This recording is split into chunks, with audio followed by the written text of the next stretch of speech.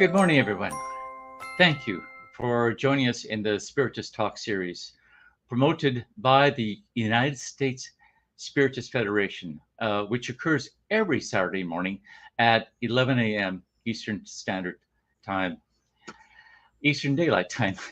I am again delighted to host this talk by our dear guest, Marcelo Netto, who will be presenting a familiar and important piece in our lives, the Lord's Prayer. Before proceeding with today's talk, I would like to take a moment to remind everyone to please send in your questions and comments for this morning's presentation using the chat window. Marcelo has reserved time to address your comments and questions once he concludes his presentation today. Now, we're looking forward to an engaging time with our speaker, Marcelo Netto, who holds a bachelor's degree in mechanical engineering. He is currently the president of the Spiritist Federation of Florida, the president of Ligue and FEB publisher, and the vice president of Conscious Living Spiritist Group in Florida. This morning, Marcelo will speak to the theme of the Lord's Prayer. We all claim to wish for world peace, but are we truly inclined to contribute towards it? If we are, do we know the difference between the peace of the world and that of Christ? In this study, we hope to offer a reflection about this, for peace starts within. Please give a warm welcome to our dear brother, Marcelo.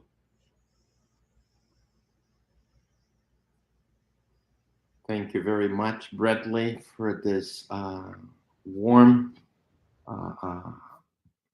moment that when we initiate our talk about this subject. I think this is a very important subject because we most often make confusions about what is the difference of the peace that I wish to have in the world and the peace that Christ was talking to us over 2,000 years ago.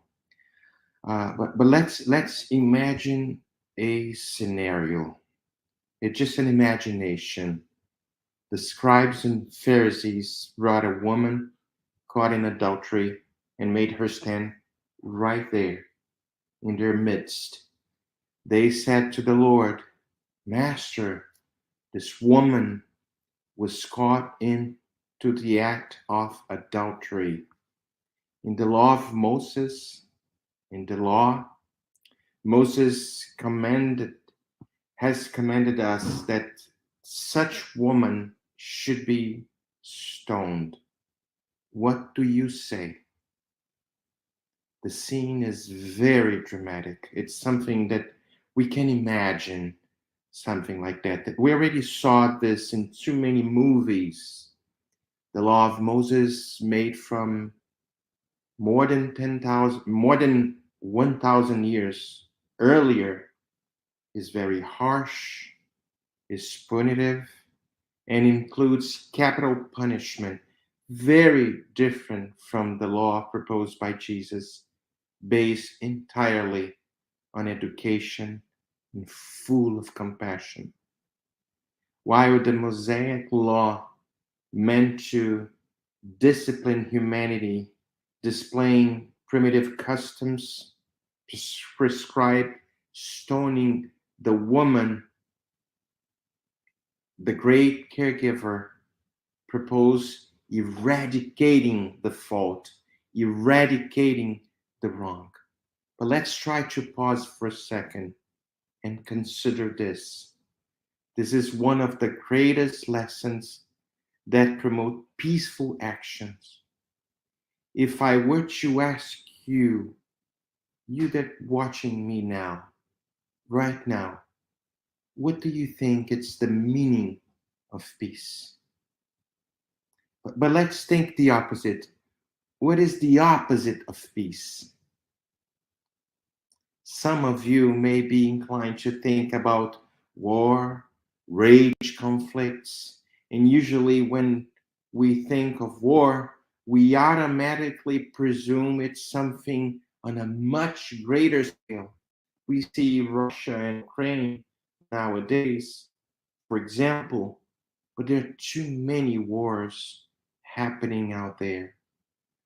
The truth is that war can start between only two people. And of course, can escalate to 3, can escalate to 4, until we see many vibrating in the same way. In the middle of a concentration camp, a warlike scenario. You already heard about this man in too many lectures. Viktor Frankl saw peace by search for meaning of his life. Paul of Tarsus ended his personal battle against Christianity on the road to Damascus by asking the Savior himself, "What do you want me to do, Lord?" In this pandemic moment that we are still in, maybe fading out, we find ourselves, and one can consider we are at war against all that is incompatible with the new world we are seeking to inherit.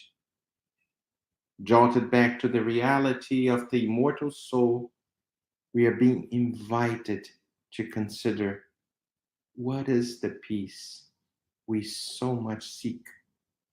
We are all being invited to observe the aspect of developing peace, as Bradley very well said, within. The 4 walls of our homes could be considered that public square of 2,000 years ago. No others are pointing the fingers at us. Christ is not before us, and neither are the scribes and Pharisees. It is me alone, it is you alone, me alone with myself. But let's go back to that public square. Again, 2,000 years ago, Jesus bent down and wrote on the ground with his finger. What did he write? We don't know, but we could speculate. When someone errs, it is time to be quiet, to keep our thoughts to ourselves. Jesus said nothing at that specific moment, but instead, as I mentioned, he bends down, suggesting introspection, suggesting self-assessment. His finger does not point at anyone in accusation. He points to the planet. He points to our home. And this leads us to realize that the error belongs to us who live on Mother Earth. Those who are presently partaking in the betterment, or maybe not, of a world in transition, and writing on the ground, he proposes a reflective way. It is the only time when we know that Jesus wrote something. We can do a free imagination exercise about what he wrote on the ground. Perhaps, and this is just perhaps, of course, perhaps a tender invitation was written in characters of light for the group that pressed him, indicating their hatred. Perhaps he wrote it just in imagination. Meekness, indulgence, mercy. Perhaps he wrote tolerance, forgiveness, a call to the light comprising us. He cheers up our inactive good side. He awakens our luminous essence. But since they continued to question him, and then he stood up and replied, "Let him among you who is without sin cast the stone at her. Be the one, whoever is without sin, to cast the first stone. Jesus knew that the emotional content of his accusers was filled with guilt, which in defense they projected onto the woman, the depository of the pain of each one of them. The persistence of her judges showed how inwardly disturbed they were, because what moves, bothers, and hurts us the most often speaks of the pain overflowing from within our souls. One cannot be at peace like that. What I am doing, this is a question that I'm asking myself every day. And I think you should all ask this question. What am I doing to promote peace? I remember on the Gospel of Matthew, on chapter 5, when Jesus mentioned the Beatitudes, when he says, in front of this multitude of people, thirsty, hungry, anxious to see and to hear something different, and that voice that came straight from the heart of that man said in very out loud sound that everyone could hear, blessed are the meek, for they shall inherit the earth. Blessed are the merciful, for they shall obtain mercy. Blessed are the peacemakers, for they shall be called the children of God.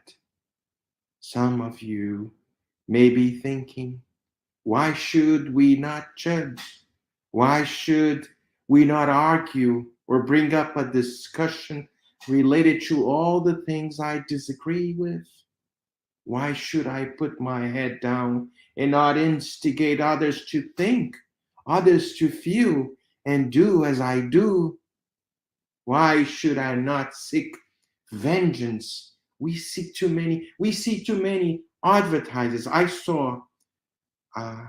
am in Orlando right now, and sometimes we see billboards. When something bad happened, I will never forget. I was wondering, what is behind this phrase, I will never forget? It means we are seeking vengeance. We are like far away, even though we declare ourselves Christians, we are far away from his commandments. Because, my friends, the most significant and most severe court system is our own conscience. While we are busy pointing fingers, judging, and creating a movement that steers intolerance, antagonism, hatred, rivalry within and outside, we are wasting valuable time working on the betterment of the self. There's one question on the Spirit's book that I guess most of you know by heart.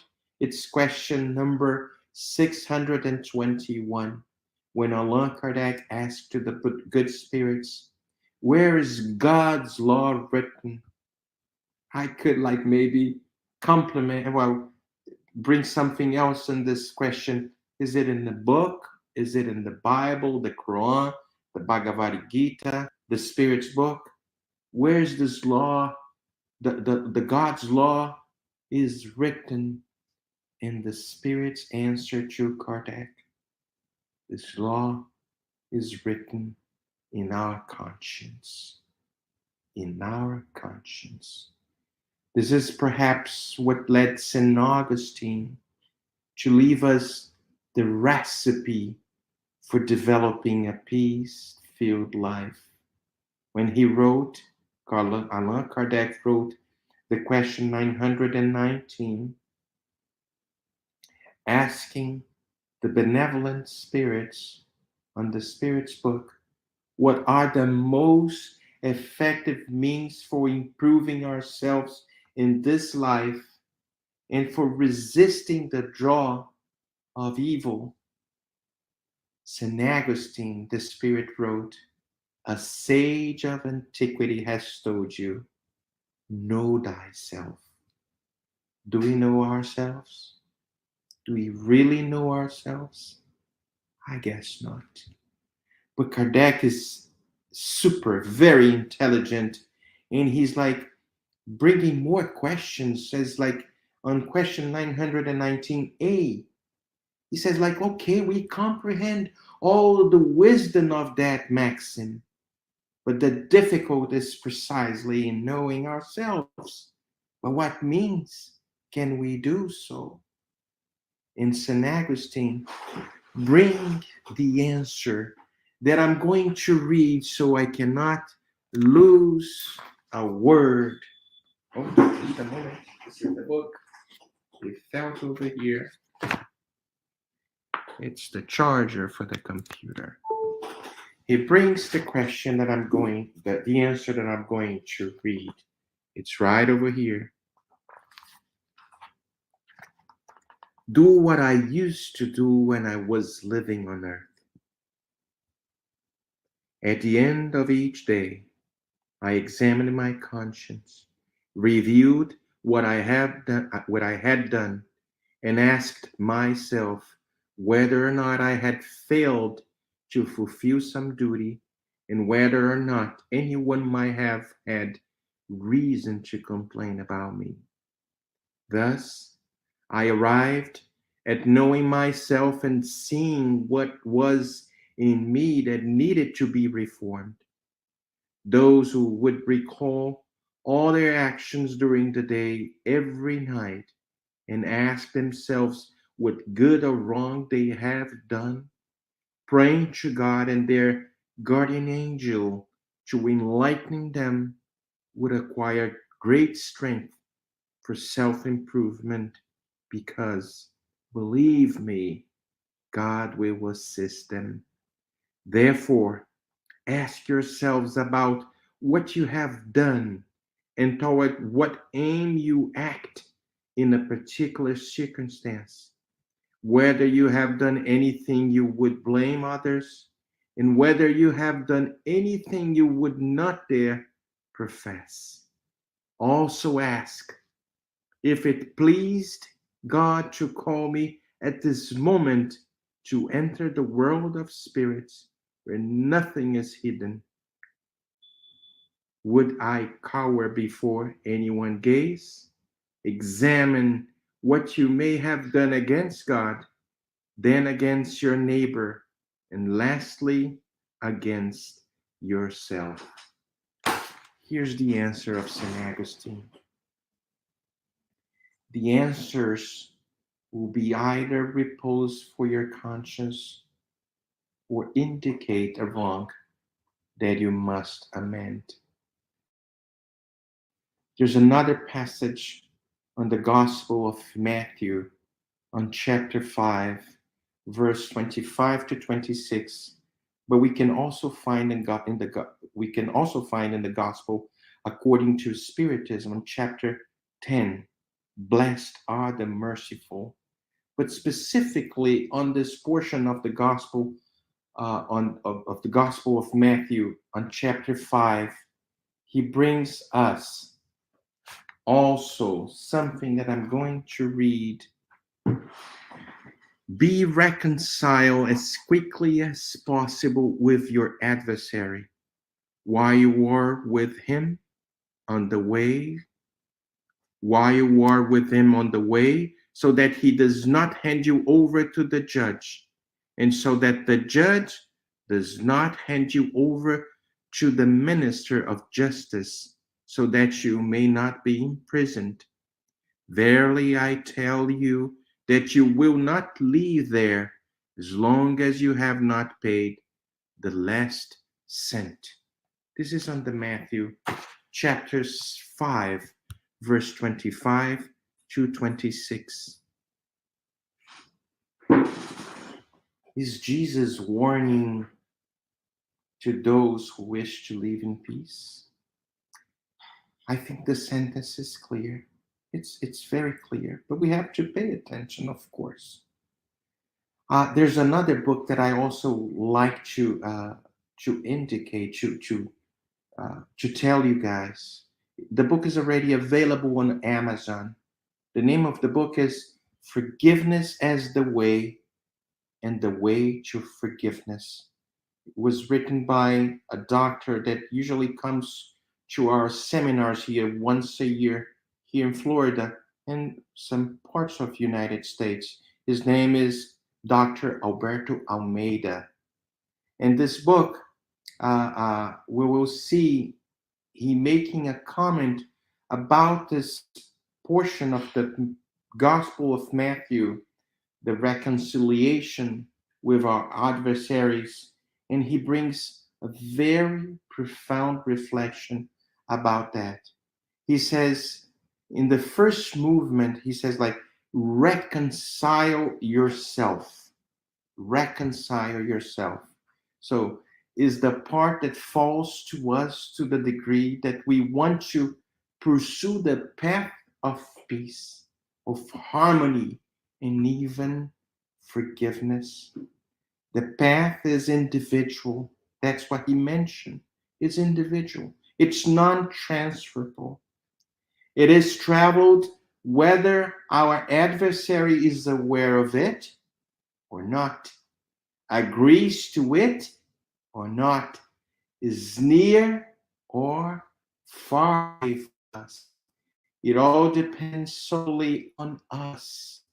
It is the work of self-reconciliation, self-love, and it sometimes takes a long time to build self-forgiveness, the generator of our inner peace.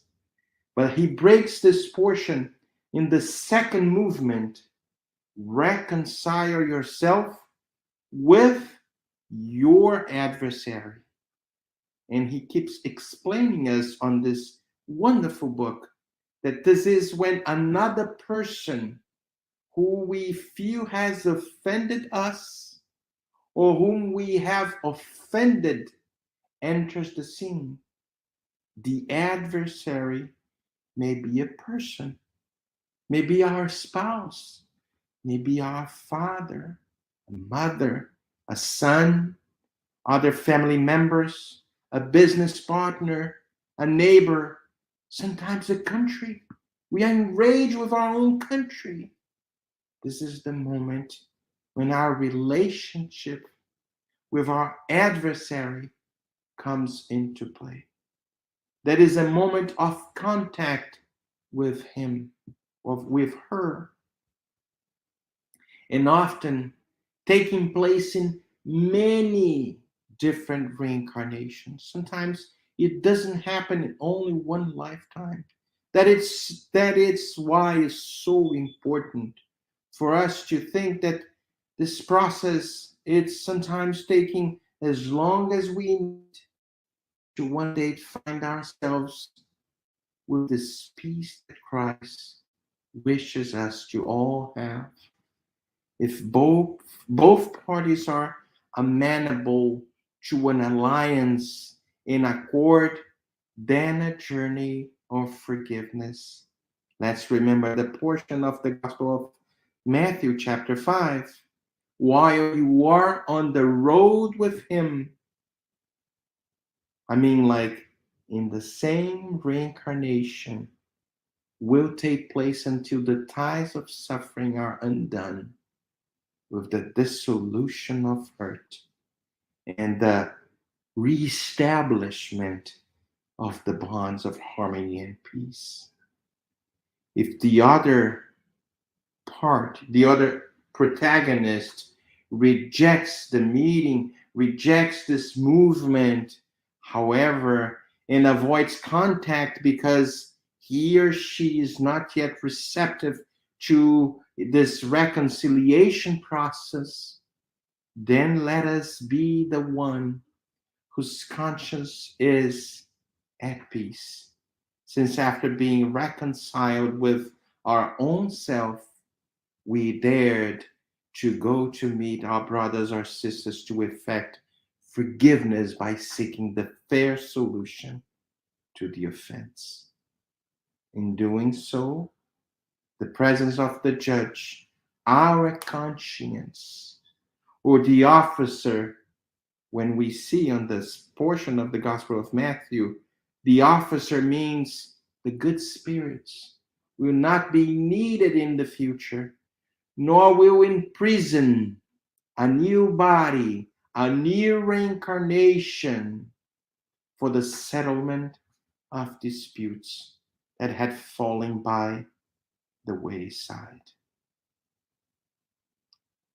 That's why it's so important relationship that we develop between these four walls, something that we call home, something that we call family. That's why family ties. Family is the most important school that God provides us to make amends. Sometimes the enemies from the past resides inside of our own homes in a form of a son, in a form of a daughter, in a form of a spouse, in a form of the ones that are living together with us.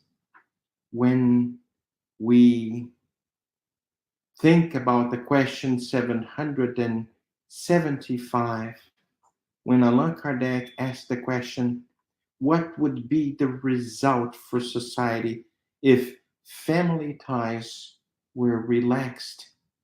A magnification of selfishness. This is what the spirits answer us. A magnification of selfishness. If we bring a portion of the book,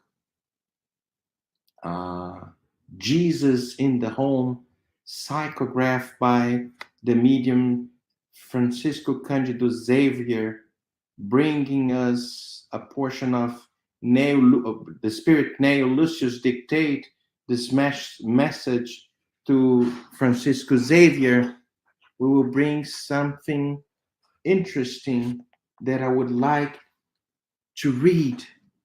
World peace begins under the roof that shelter us. Let me read what Neo Lucio brought to Francisco Cândido Xavier. If we cannot learn to live in peace within four walls, how can nations expect to coexist in harmony? If we cannot love the brother or sister right next to us and who is involved with us in our daily struggle, how can we revere the eternal Father who seems so far away? This is something that we need to pay attention, because most of the time we want to save the world outside. We want to feed the hunger. We want to promote peace outside. But inside of our own homes, we cannot move a step forward in this movement of harmony, in this movement of asking for forgiveness. On this chapter of Blessed Are the Merciful, on chapter 10, there's a portion that I would like to read saying, forgive so that God will forgive you. In Matthew chapter 5, blessed are the merciful, for they themselves shall receive mercy. In Matthew on chapter 6, keep saying, if you forgive others for the wrongs they have committed against you, your heavenly Father will forgive your sins also. But if you do not forgive others when they have offended you, your heavenly Father will not forgive your sins either. And we keep saying, we're going to find on item 3, if your brother has sinned against you, go to him and make his wrong known in private between you and him. If he listens to you, you will have gained a brother. Then Peter approached the master and said, Lord, how many times shall I forgive my brother when he has sinned against me? Up to 7 times? Jesus answered him, I do not tell you up to 7 times, but up to 70 times. 70 times, 7 times. And I highlighted here on the gospel something that we find on item 4 of the same chapter. Mercy is the complement of meekness, because whoever is not merciful cannot be meek and peaceable. Mercy consists in forgetting and forgiving offenses. Hatred and rancor denote a soul that is neither advanced nor great. Forgetting offenses, and when they say forgetting offenses, it doesn't mean like they were going to forget completely. This is amnesia. Forgetting offenses, the Gospel of Matthew and the good spirits are mean to, we give a different way on the offenses because it not affect us anymore how it used to affect us in the past. We see the offenses, we see the obstacles, we see everything that it's in front of us. It's simply a way for us to learn to go within, to dive within, and to digest that in a different way as a means to evolve, to grow, and to be someone that makes a difference in the world, promoting peace in a much different way. He says, like, let me read it again. Forgetting offenses is proper to the advanced soul, which is above the insults that might be directed at it. One is always anxious, darkly suspicious, and full of bile. The other is calm, full of gentleness and charity. And the spirits keep saying, actually, the Gospel of Matthew, woe to those who say, I will never forgive. Because if they are not condemned by other human beings, they certainly will be by God. It's not God, as the spirits are saying, as the Matthew was saying, is our own conscience. Let's remember that we're going to be imprisoned again in another incarnation so we can make amends and digest all the resentments, the rancor, whatever the sentiment that is still feeding us. Enrage, to transform, to transmute this in something else, in something more tender, something more subtle, something more appropriate for the life that we wish to have in the future. When Jesus says to forgive others not 7 times, but 70 times 7, he teaches us that mercy should have no limits. No limits. However, I'm reading straight from the chapter 10 of the Gospel according to Spiritism. However, there are 2 quite different ways of forgiving.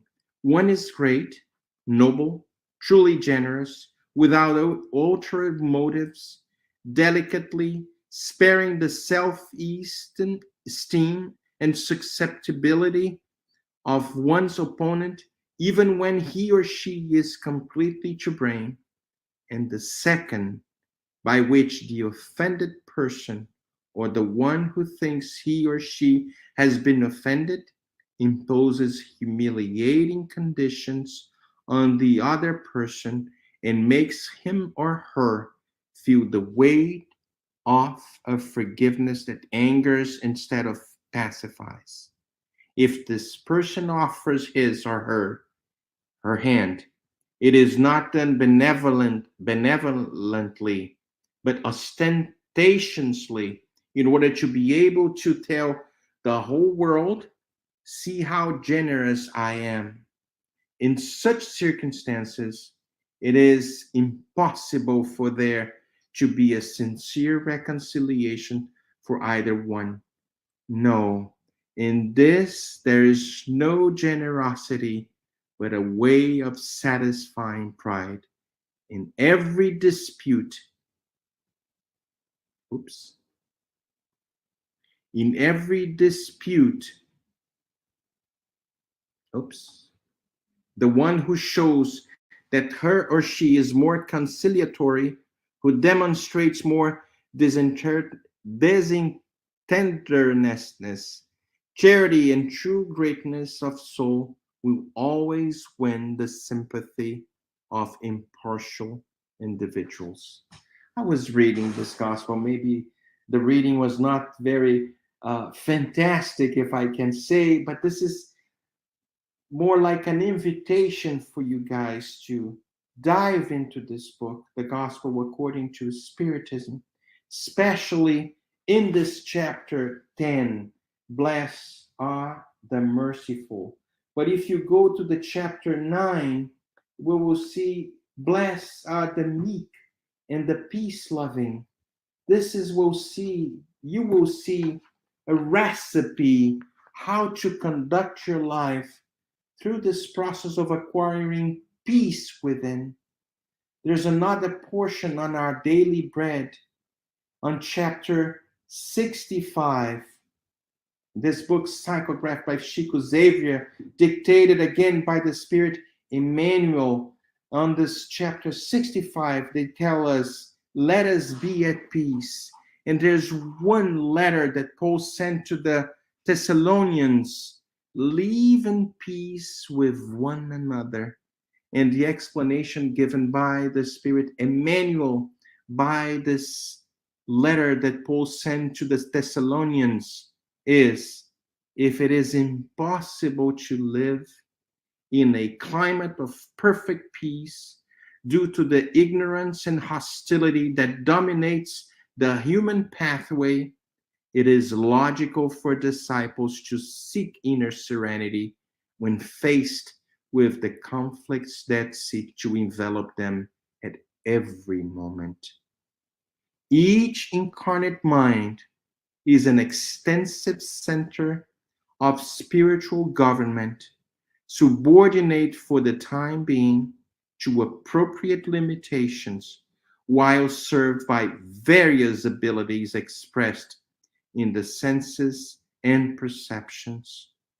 Once all the individual power centers become self-controlled and are geared toward the real good, then wars will be banished from the planet. To achieve this, however, those of humankind's brothers and sisters, let me read it again. To achieve this, however, those of humankind's brothers and sisters who are older and experienced and knowledge must learn to live in peace with one another, educating the sight, hearing, taste, and impulses represents the primordial foundation for constructive peacefulness. We usually hear, see, and feel according to our inclinations and not according to what is real. We interpret certain pieces of information according to our inner disharmony rather than the good intentions in which they were initially sent. We observe situations and events with the light or darkness that infuses our minds. We feel with the reflection or chaos we have instilled in our own understanding. And Emmanuel keeps saying, for this reason, serenity must envelop our steps as much as possible as we face the conflicts that surround us in our present circumstances. Without calmness, it is impossible to discern and to work for the good. Without peace, finish Emmanuel, inside of us, we will never reach the realms of true peace. That's why we are going to find on the Spirit's book, on the question 918, the characteristics of a moral person. When Kardec asked the spirits, by what signs can we recognize an individual in the individuals the real progress that will raise us into a different stage of life? He uses a different word. He maybe uses raise their spirit, our spirit, within the spirit hierarchy.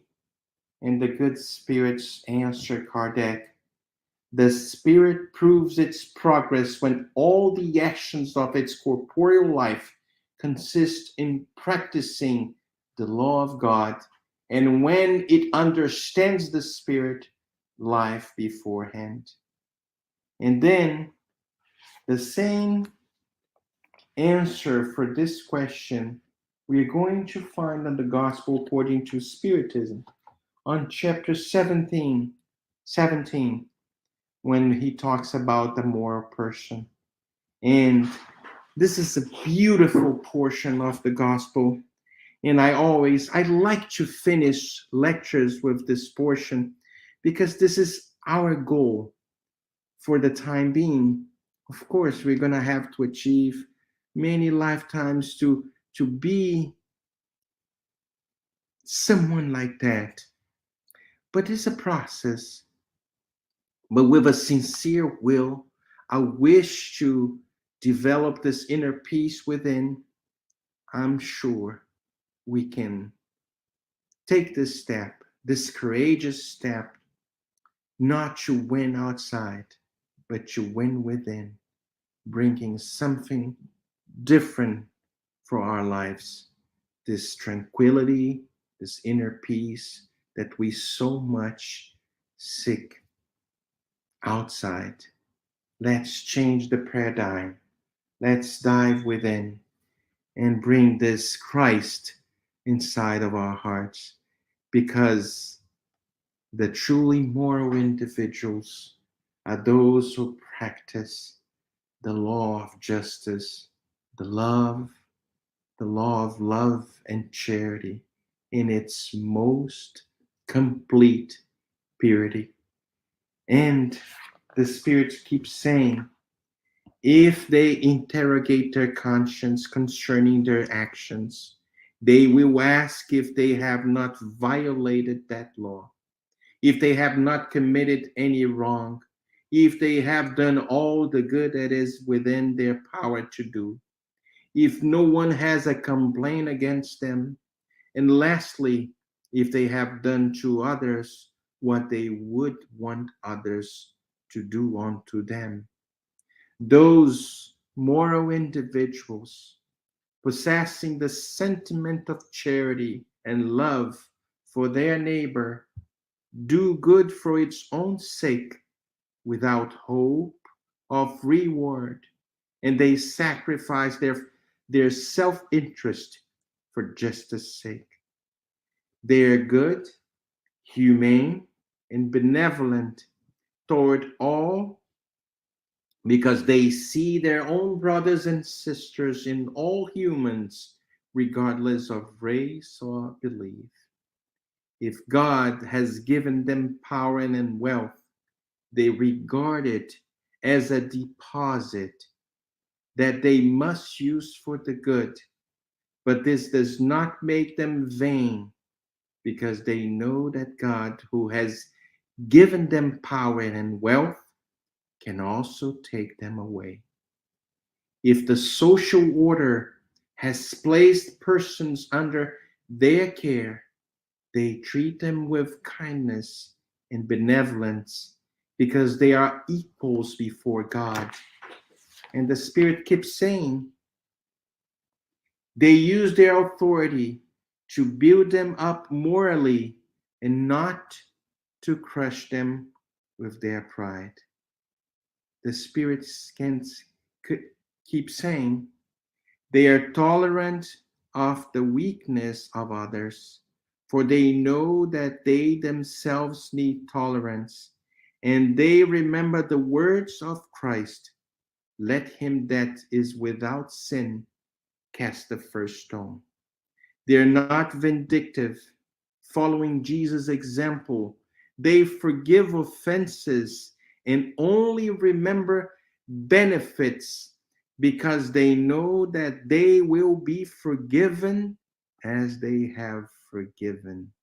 Finally, they respect in others all the rights that the laws of nature have granted them, as they would desire their own to be respected. I wish to become one day someone with these characteristics. I read this portion of the gospel according to Spiritism so many times, and I sometimes all my talks, all my lectures, I have this desire to repeat, to read it, because I'm afraid to miss one portion, to read it over and over again, this beautiful portion. And I know that I'm far away from everything that I just read, but this is our goal. This is my goal. And I know that I'm going to find obstacles that still resides within, but I have faith that Almighty has created us to overcome every single obstacle and to proportion something much greater for each and every one of us.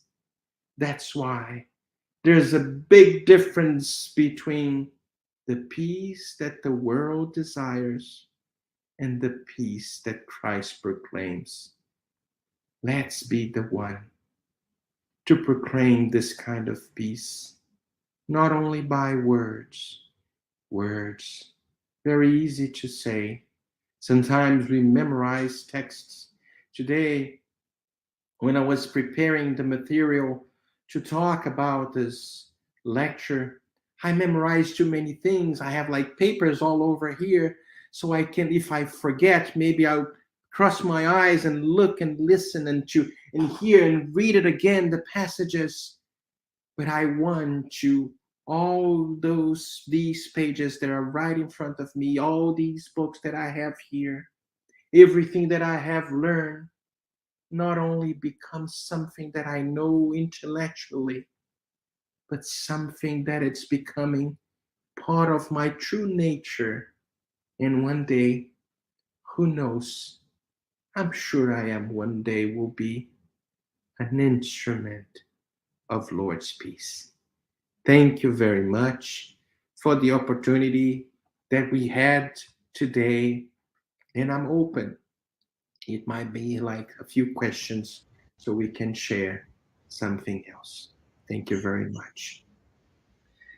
Thank you very much, Marcelo, for helping us to examine and reflect more deeply on seeking peace, but beginning within. At this moment, we open for comments and questions from our wonderful audience. From Andrea Marcia Netto, my brother-in-law asks, is it really possible to live in a climate of perfect peace when there is so much ignorance and hostility around? Sometimes I doubt. Thank you, Andrea.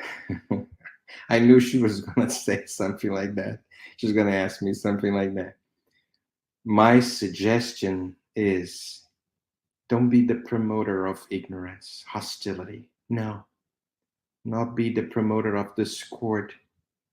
Let us be the opposite of what we see wrong in this world.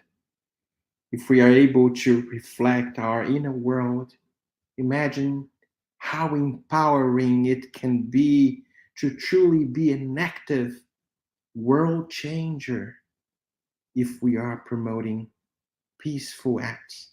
Let's remember the question 886 when the Kardec asked, what is the true meaning of charity? And the good spirits answer, benevolence towards everyone, indulgence towards our imperfections, and forgiveness for offenses. And to be the one who loves, to apply patience and indulgence towards others. Let's be the ones who loves first. The problem is that we pay attention only to the negative factors of our world instead of seeking the good. And trust me, Andrea, when I tell you there is so much of goodness in our world. This is a way to deal with the horrible things we see out there. Let's remember the phrase of Mahatma Gandhi, be the change you wish to see in the world out there. And although this seems to be, I know it seems obvious, but we still haven't caught on. So let us reflect on this very powerful phrase and be an instrument of Lord's peace. Good thoughts, good advice, Marcelo. From Paul Jacoby. How do we get people to separate love for the person from difference on issues? Let me see if I understood the question again. Let me read it again. Read it, say it again. How do we get people to separate love for a person from difference they may have on issues? Well, it's complicated. It's not complicated. How do we get people to separate love for the person from difference of issues? We also have issues. We also have a baggage. That's why we dive into this thing called reincarnation to learn from the differences. I know it might be difficult when someone loves someone because they're doing good things to us. It's not like a best way to love. Of course, it's a step. Little by little, we're going to achieve the form of love that we all envision, to love unconditionally. And we all have issues.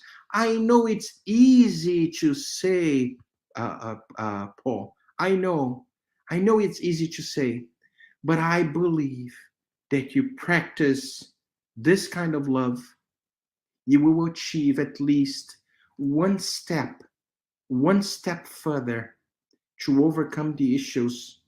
When you find the issues that you see in somebody else, and you will see that you also have issues. When we learn to make amends, when we learn to maybe to give less importance to the other person's issue, we will see sometimes beautiful things inside of somebody else's heart. Proclaim something different. Do this step forward. Be courageous to try to achieve something else within. And I'm sure if you pray fervently to the guardian angels, to the good spirits, you will achieve sometimes answers that were right in front of you. But most of the time, we didn't pay attention because everything is here, everything is there. Otherwise, Christ wouldn't be the model that we all seek to be following. I don't know if I make myself a little clear. I don't know if it makes sense for you. And well, that's what I would like to say. It is very helpful, Marcelo, I believe. So we have another question from Kristen Santos. Marcelo, can you share some insights or suggestions on how we can get to know ourselves better? And how do we battle our fear of facing our own shadows? This is a process. This is a process, I know. And it takes time. This process of knowing ourselves, it's something very complicated, but it's possible. I would repeat the advice that St. Augustine gave to us when we interrogate our conscience concerning the actions that we are taking every day. Let's see what we are doing in this mechanical way, but sometimes the psychological aspects of our lives indicate there's a problem that has to be addressed. But let's be the one to do this examination every day. Every day. I know I was talking to too many people nowadays about anxiety, and we live in a world full of anxiety. We don't know what's going to be the next step. We see the war, we see Russia, Ukraine, we see pandemic, it's fading out. We see maybe the new variant, too many things, inflation, the governments, polarity, everything invite us to be extremely anxious. Yes, in the world that we still deserve, we are going to have afflictions. Jesus said in the Gospel of John, chapter 16, verse 33, but be with faith and be courageous, because he invites us to win the world, not the world outside.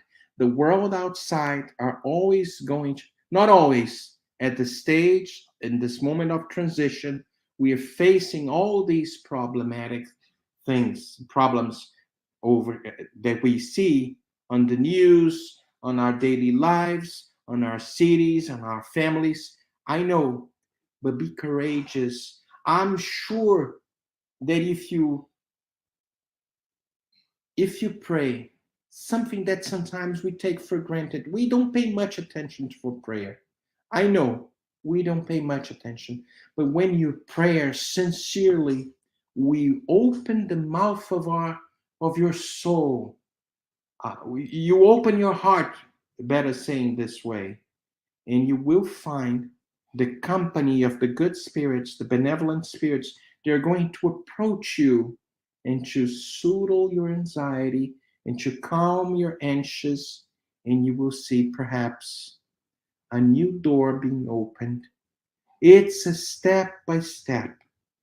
Don't be the one, because when we read everything that I read, sometimes I confess, sometimes I open the book, I cry, because the profound of the message is so intense, it's so beautiful, that I says, oh my God, I'm so far away from all of this objective that I want to achieve. And then I calm myself, I dive into a prayer, asking the strength to be one day the ones that give the true examples, examples of love, self-confident, that there is a future, a much better future for each and every one of us. Why I am saying this? Because our Father, this is something that I repeat to myself every time that I experience this kind of anxiety and anguish and of like lack of faith in the future.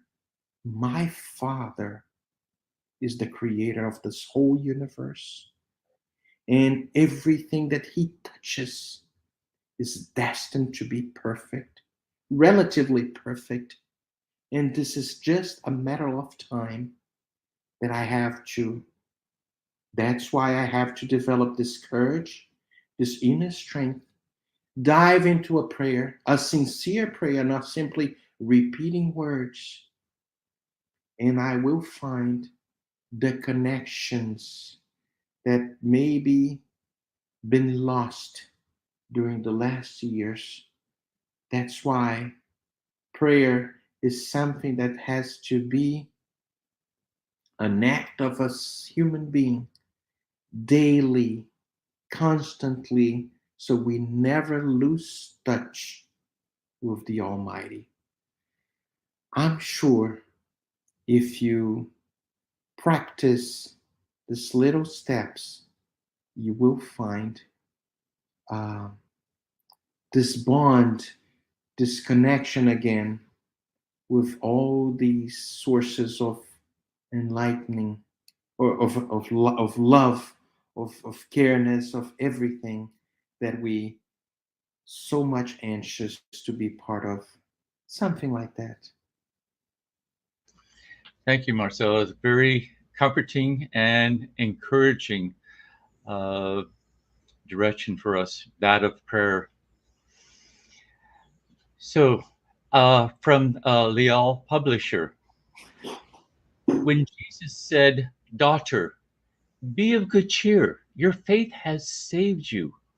Go in peace." Jesus, and this is from Luke 8:48, chapter 8, verse 48. Do you think he meant that only by keeping the peace we would be able to maintain our health?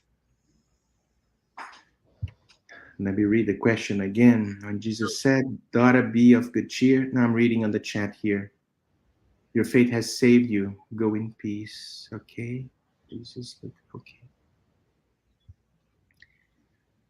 Well, in the restoration of bodily health, your question is very valid. It's super valid. When we often forget that when we are enraged, we affect the physical body, allowing sometimes toxins to attack our very own in ways that become very clear. For example, someone whose anger ends up affecting their digestive system. Our face becomes like flushed red. The spirit André Lewis has. The spirit André Lewis was an apprentice in the spirit world, and as a doctor, he was very amazed with the amount of information that he found out when he was in the other side of light.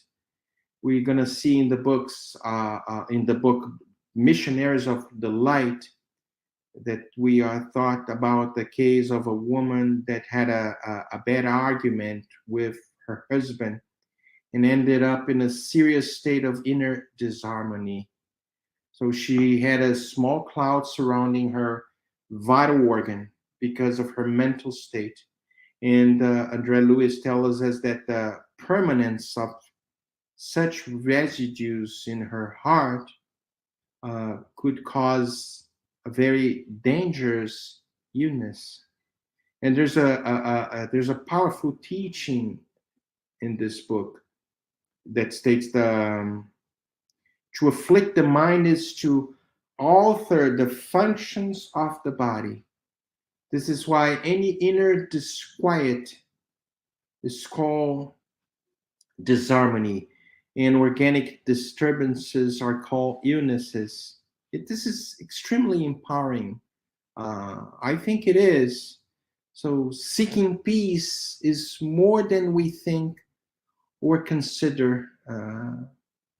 And Spiritism arrives, the promised console is Spiritism. Spiritism arrives with all these messages and teachings to help us along the way. So that's why there's a reason we have before us a world of enlightening books to guide us, to help us. If we go to, for example, Joanna de Angelis in the book Glorious Days, she tells us that when we cultivate hatred, jealousy, envy, ire, in order issues, our spirit produces physical viruses and vibrios that attack our physical bodies, and this contributes to the emergence of the emergence of toxins that invade our body. It upsets our vibrational structure, causing it to become sometimes ills, and sometimes working to destroy our own defenses, our immunological system sometimes are very much affected. That's why, and I remember when you said, Bradley, inner peace, inner balance promotes well-being and promotes health. And well, I hope I can answer. I answered in a good way. I think it's very helpful, Marcelo, because inner peace is something that we probably need to remind ourselves of quite often, each day and each evening. That's right. That's right. So, from a question from the United States Spiritist Federation: how might we begin to lessen the harshness of our judgments in human law to coincide better with the peaceful path of our spiritual laws? How might we begin to lessen the harshness of our judgment in human law to coincide better with the peaceful path of our spiritual law?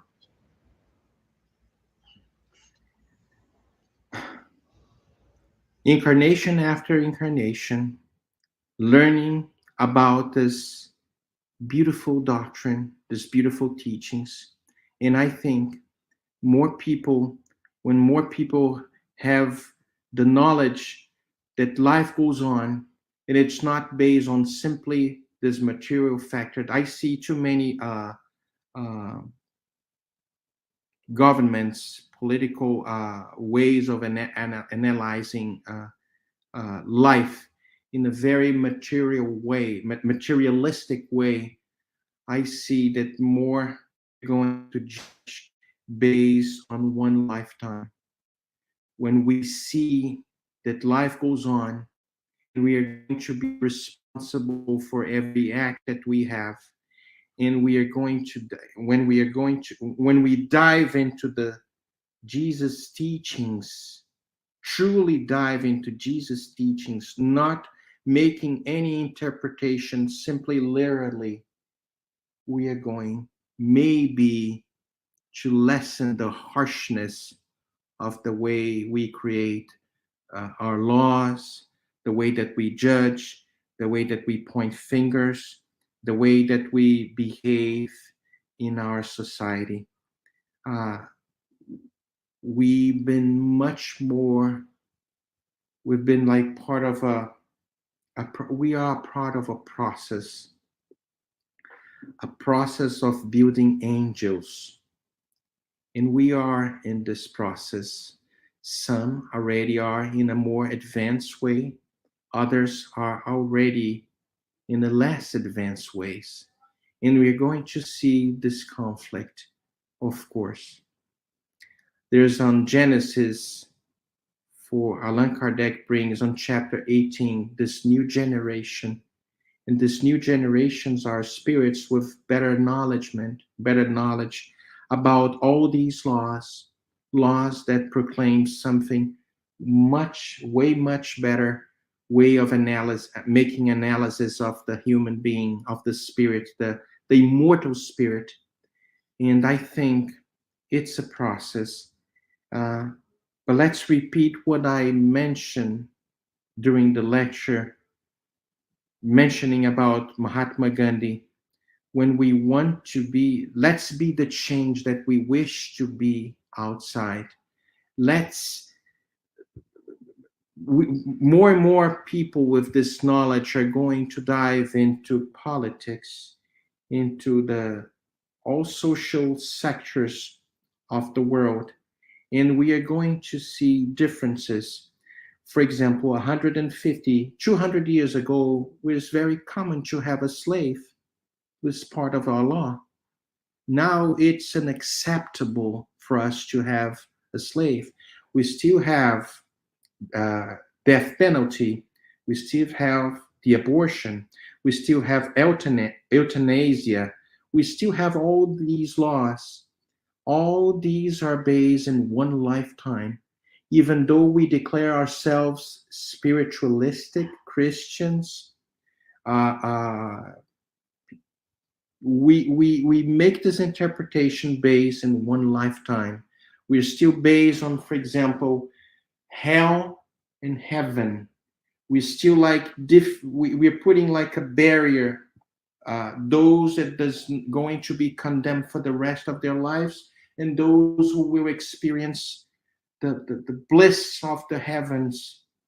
But we forget that God is a loving Father, that it's having us insert in this moment of humanity to learn with our mistakes, and sometimes subject to our mistakes, because we were in the past the ones that promote the same mistakes.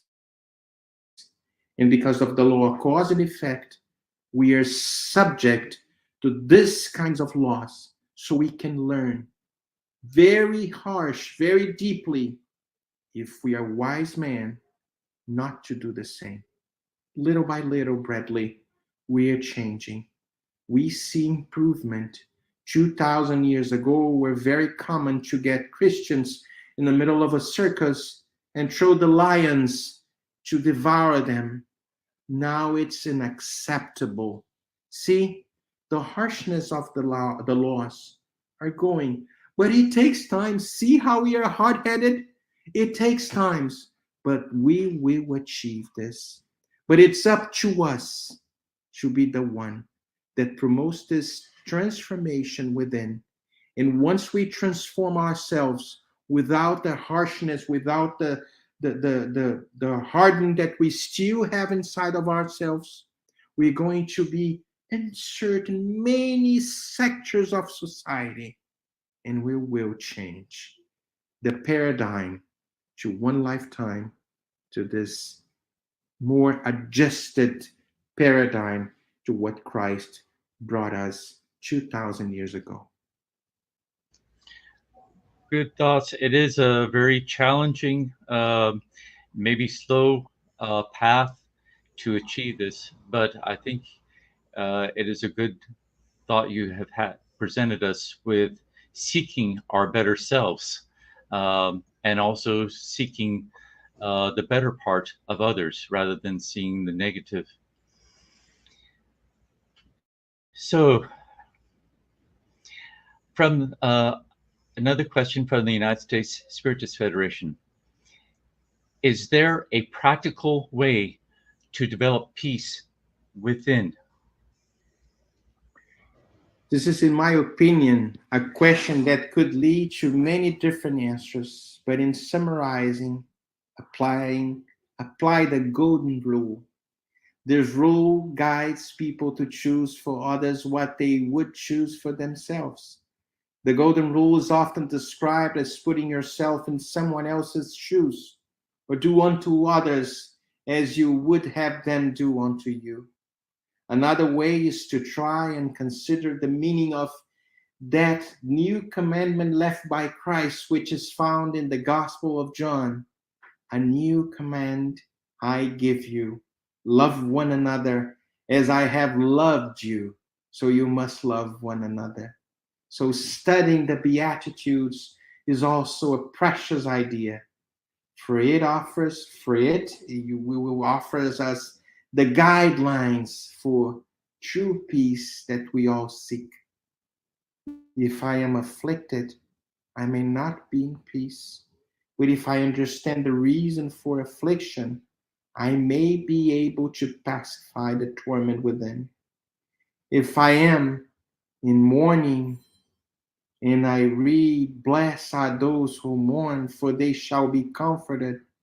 And we know Spiritism to be the promised consoler, symbolically speaking, Christ returning to our side. Our inner world will reflect this knowledge of true understanding of what this consolation entails.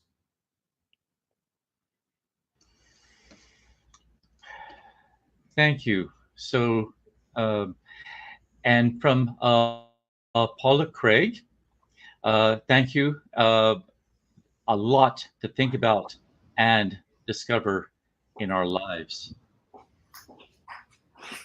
And Jose Marcos Trad, Marcelo, it's always a joy to hear from you. His words are full of truth because they came from the heart. Thank you. Thank you very much. And thank you from Paul Jacoby. Thank you, Marcelo, for a wonderful presentation and very informative answer to my question. Thank you very much. Thank you very much. Again, thank you very much, Marcelo. All of us, we thank you for being here today, and much, much appreciation to everyone who joined us today for today's Spiritist Talk Live, and those who have been following our weekly Spiritist Talk series.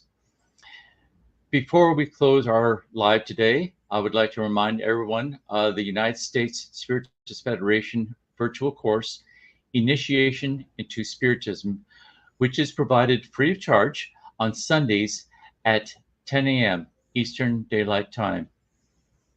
And Marcelo will speak on the Lord's Prayer. So I believe it will be a very insightful and engaging presentation to be a part of. This course is a self-paced course, so it will provide you the opportunity to learn and review the basic principles of Spiritism. So please avail yourself of this opportunity by visiting the course page on the United States Spiritist Federation website to receive reminders by email. This next Saturday, we will have in the Spiritist Talk series a presentation by Roberto Watanabe on free will. I think it will be fantastic, as all of them have been, and we certainly look forward to it. Marcelo, before we close the live today, would you please do us the honor of offering a prayer? Yes, absolutely. Thank you. Thank you very much. Let's all pray. Let's all pray in this moment that we so much need the peace within. So one day we can be the ones that really and truly promote peace. That's why, dear Lord, we ask you your presence in our daily lives. Help us to overcome the obstacles that still resides inside of each and every one of us, transforming the inner, the inside, our spirit. It's not going to be a magical thing. I know that needs to be the strength and the will from my part. But I know without you it will be impossible to walk through this road, walk through this process of looking for the light that's still and always be waiting for each and every one of us.